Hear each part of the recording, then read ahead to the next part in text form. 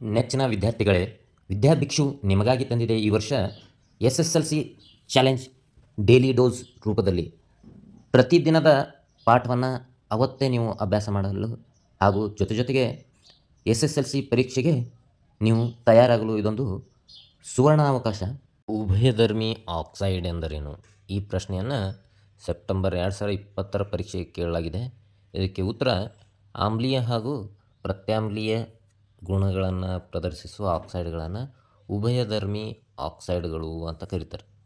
ಇಲ್ಲಿ ನೋಡ್ರಿ, ಪ್ರಶ್ನೆದಾಗೆ ಉತ್ತರ ನೋಡ್ರಿ. ಉಭಯ ಅಂದ್ರೆ ಎರಡು ಯಾವುವು? ಆಮ್ಲ ಮತ್ತು ಪ್ರತ್ಯಾಮ್ಲ ಎರಡನ್ನು ಇವು ತೋರಿಸ್ತಾವೆ. ಅದಕ್ಕೆ ಇವುಗಳನ್ನು ಉಭಯಧರ್ಮಿ ಆಕ್ಸೈಡ್ಗಳು ಅಂತ ಕರೆದಾರೆ. 5ನೇ ಪ್ರಶ್ನೆಯನ್ನು ನೋಡೋಣ. ಮಾರ್ಜಕಗಳನ್ನು ಬಳಸಿ ನೀರಿನ ಗಡಸುತನವನ್ನು ಪರೀಕ್ಷಿಸಬಹುದೇ? ಕಾರಣ ಕೊಡಿ. ಈ ಪ್ರಶ್ನೆಯನ್ನು ಸೆಪ್ಟೆಂಬರ್ 2020 ಎಕ್ಸಾಮ್ ಕೇಳ್ಯಾರ. ಇದಕ್ಕೆ ಉತ್ತರ ಇಲ್ಲ. ಮಾರ್ಜಕ ಅಂದ್ರೆ ಡಿಟರ್ಜೆಂಟ್ ರೀ.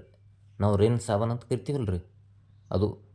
ಮಾರ್ಜಕವು ಗಡಸು ನೀರು ಮತ್ತು ಮೆದು ನೀರು ಎರಡರಲ್ಲೂ ನೊರೆಯನ್ನು ಉಂಟು ಮಾಡ್ತದೆ ಮತ್ತು ಚೆರಟ ಅಥವಾ ಕಲ್ಮಶವನ್ನು ಉಂಟು ಮಾಡೋದಿಲ್ಲ.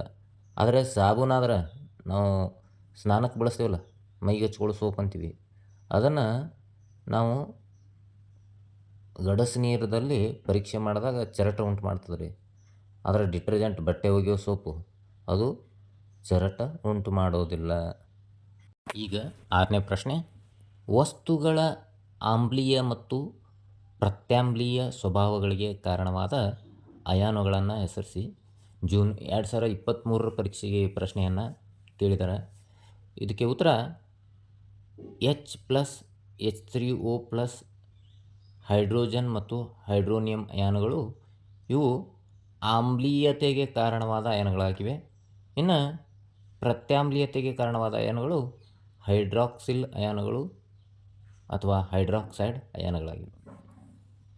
ಕನ್ನಡದ ನಿಮ್ಮ ಯೂಟ್ಯೂಬ್ ಚಾನಲ್ ವಿದ್ಯಾಭಿಕ್ಷುವಿಗೆ ಸಬ್ಸ್ಕ್ರೈಬ್ ಮಾಡಿ ಹಾಗೂ ಬೆಲ್ ಐಕಾನ್ ಪ್ರೆಸ್ ಮಾಡಿ ಹಾಗೂ ಹೊಸ ವಿಡಿಯೋಗಳನ್ನು ಎಲ್ಲರಿಗಿಂತ ಮೊದಲು ಪಡೆಯಿರಿ.